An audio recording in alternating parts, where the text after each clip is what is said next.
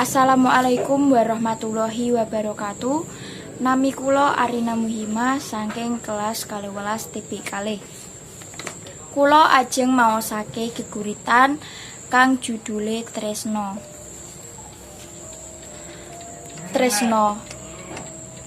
Tresno kuwi sepele. Tresno kuwi ya kuwe karo aku. Tresnamu kaya surya nanging ya kaya samudra.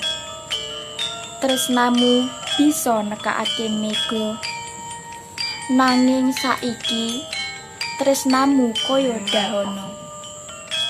Awit aku mbok tinggalno langit dota peteng ora ana candra apa maneh Kartika.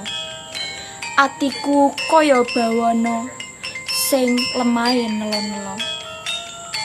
Maruta kandhakno yen aku isih tresno. Matur suwun.